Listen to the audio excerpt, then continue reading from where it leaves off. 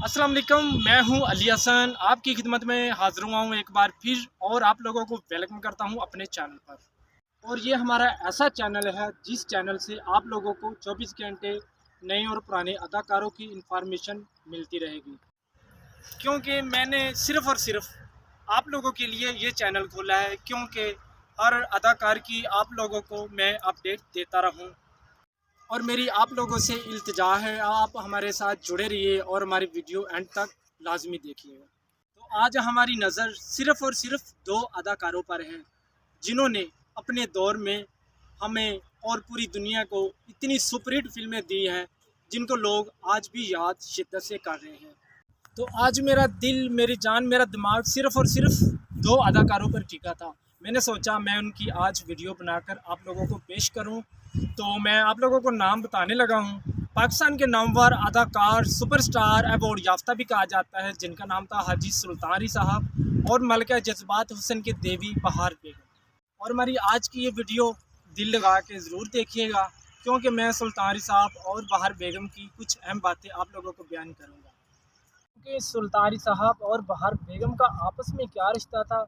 मेरा तो दिल यही चाहता था कि वो एक सगे माँ बेटे हैं, क्योंकि बहार बेगम का ये भी कहना है कि सुल्तानी साहब मुझे इतना ज़्यादा दिल से प्यार करते थे।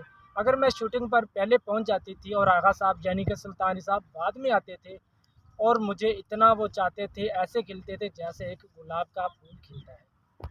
रही साहब मुझे देखते ही अपनी चेयर छोड़ देते थे और कहते थे कि माँ तू मेरी कुर्सी पे बैठ जा। तो आप लोगों ने सुल्तानी साहब और बहार बेगम की बहुत सारी फिल्में देखी हैं, मगर एक ऐसी फ़िल्म भी है जिस फिल्म से सुल्तानी साहब और बहार बेगम की कुछ ज़्यादा ही पहचान हुई थी। और पूरी दुनिया ये ही जानती है कि सुल्तानी एक था। मेरी नज़र में एक नहीं, सुल्तानी दो थे। अब आप लोग ये सोच रहे होंगे कि सुल्तानी दो कैसे हो सकते हैं। मैं आप लोगों को एक फ़िल्म का नाम बताने लगा हूँ, जिस फिल्म का नाम था गुज्जर दा बैर। इस फिल्म में सुल्तानी साहब का एक अनोखा किरदार था, और उससे बढ़कर बहार बेगम का था। क्योंकि बहार बेगम का इसलिए बड़ा किरदार कहा जाता है क्योंकि सुल्तानी से बढ़कर बहार बेगम ने इस फिल्म में अदाकारी ज़्यादा की थी। क्योंकि सब हिदायतकारों और प्रोड्यूसरों का यही कहना था कि हमें इस फिल्म में बहार बेगम से सुल्तान रही साहब की खुशबू आ रही है, क्योंकि हर बेटे के पीछे हर माँ का हाथ होता है। जैसे कि सुल्तानी साहब मरते मरते या गिर जाते थे तो बहार बेगम आवाज़ देती थी। उनका क्या नाम होता था? शेरा, मौला, जग्गा। ऐसे ही इस फिल्म में सुल्तानी साहब का नाम होता है बाला।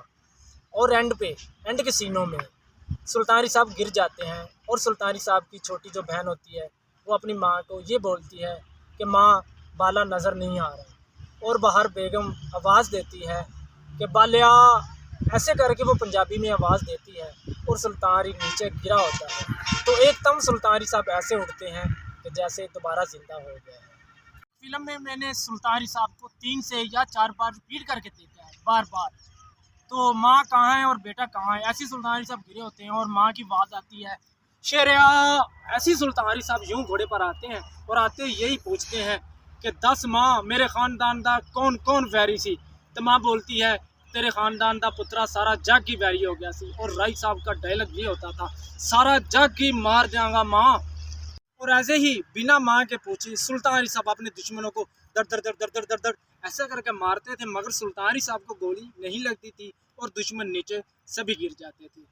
कहने का मतलब ये है कि जब सिनेमा घरों में सुल्तानी साहब की फिल्म रिलीज़ होती थी तो लोगों की तालियों की गूंज और सीढ़ियों की गूंज से सिनेमा भरपूर उठ जाता था। तो इसलिए मैं इन फिल्मों को देखकर ये कहता हूँ कि सुल्तानी साहब एक नहीं दो थे, क्योंकि जब फिल्मों की एंट्री में बहार बेगम के अंदर भी एक सुल्तानी का जज्बात पैदा हो जाता था। तो ऐसी मज़ीद और वीडियो देखने से पहले हमारे चैनल अली हसन 5432 को सब्सक्राइब कर दीजिएगा, ताकि हमारी हर आने वाली अपडेट आप लोगों को मिलती रहे। इसके बाद मैं आप लोगों को सुल्तानी साहब की थोड़ी सी और स्टोरी बता दूँगा।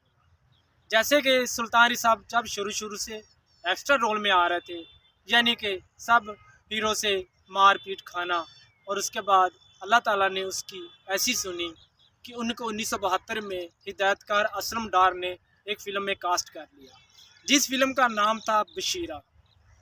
तो इसी दौर में अल्लाह ताला सुल्तान साहब पर मेहरबान हो गए, क्योंकि इस फिल्म के बाद सब हिदायतकारों की सुल्तान साहब पर नज़र पड़ गई थी। तो ये सुल्तान साहब की फ़िल्म बशीरा लाइफ की पहली फ़िल्म थी जिसमें बतौर हीरो आए। तो इसमें सुल्तान साहब के किरदार को बहुत अहम रखा गया, यानी कि उनकी एक बहन होती है और एक बीवी होती है। तो एक उनके गांव का चौधरी होता है जिसका नाम इलियास कश्मीरी साहब होता है।